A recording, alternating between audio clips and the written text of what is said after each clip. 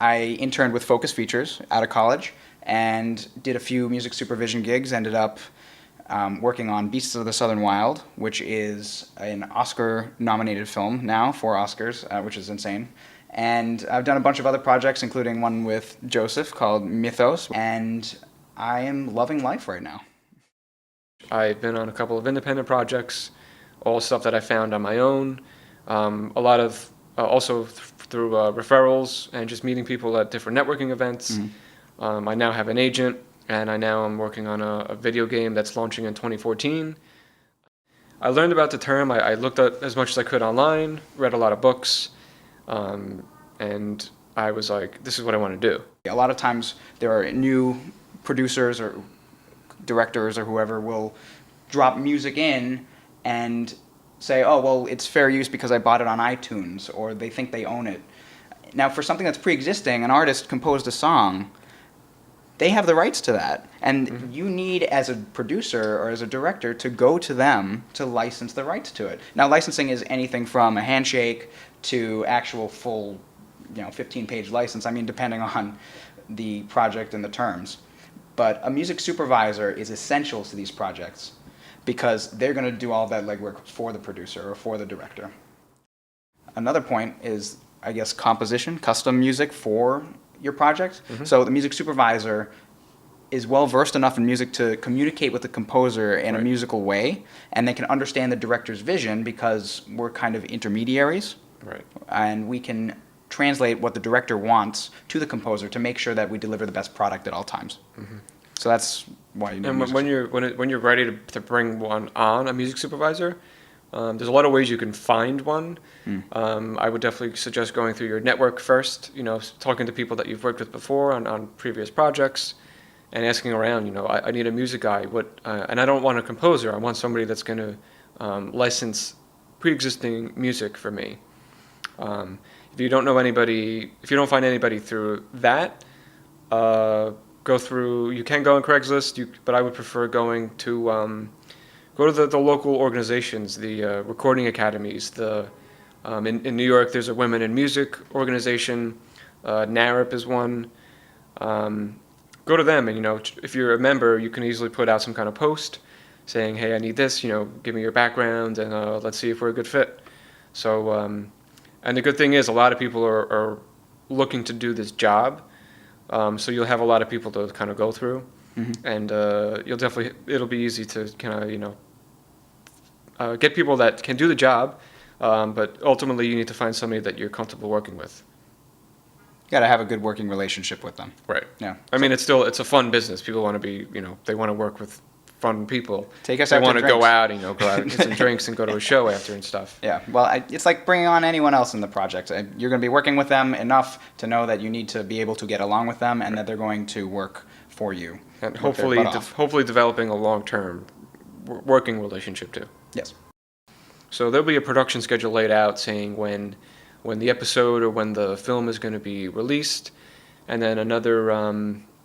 There might be a date for when it's going to be distributed. Things get delayed, and there's no huge film studio, keeping them in order. So we need to anticipate, those delays and make sure we have music ready to go that might work, and have time also to do the whole clearance process too. So when the director greenlights a song, we need to have time to, talk to the labels, talk to the publishers, and get everything ready to go.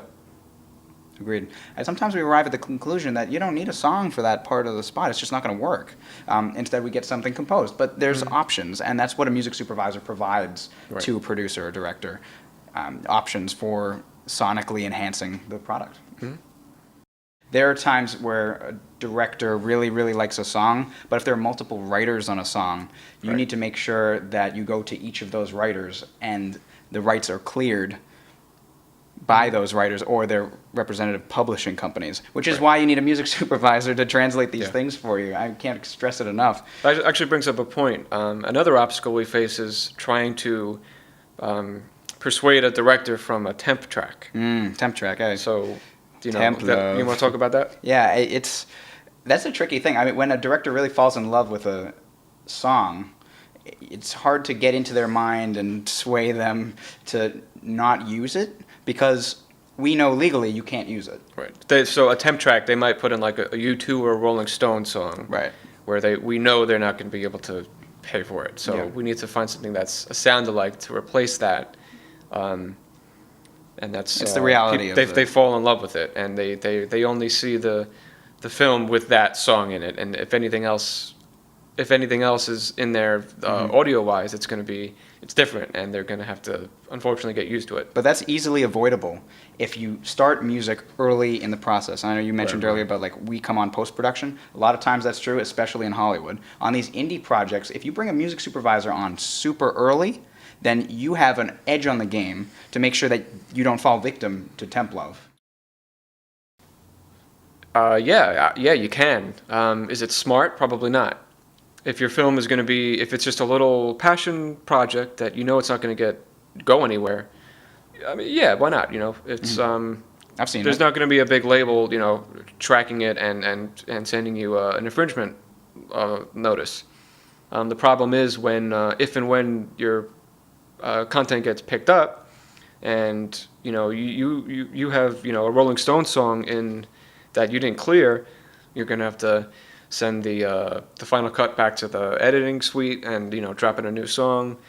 So you're gonna have to hire a music supervisor then ultimately. Yeah. So and then you have to consider where is it going to go? Is it going to be online? Is it going to be home media only like DVD or video on demand? Mm-hmm. You need to get all those rights pre-cleared.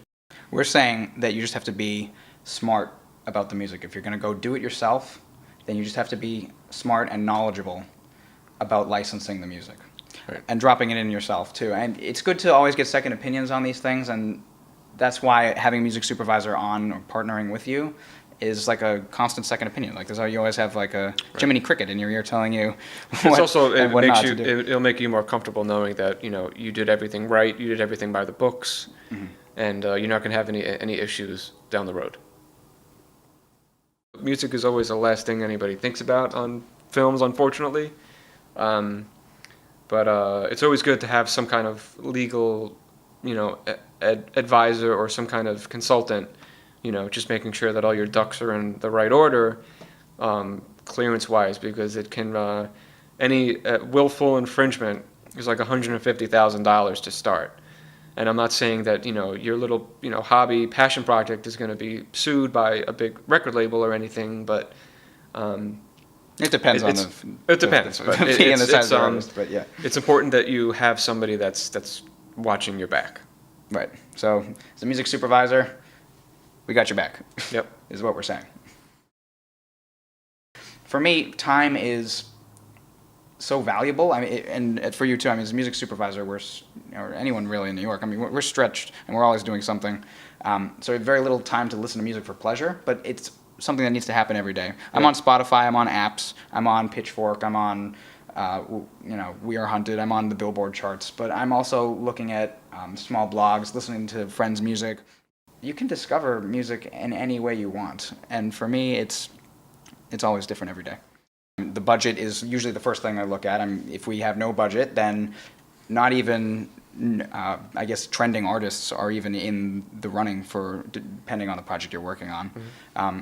There are some cases, if you have relationships with people at record labels, publishers, or any other rights holder, in essence, then you might be able to negotiate on some fees. But ultimately, if you have money, you can clear songs that you know, and if you don't have money, then you're going to your friends, and you're going to newcomers, people who are first starting out in the industry, or connections. That's what's so good about music supervisors as contacts and at bringing them onto your project, is because they're going to know these guys or girls who perform and write music that are young or up and coming or new, and that would be interested in doing your project for a little money or maybe a deferred fee or something. Thanks. Cool. Thanks guys.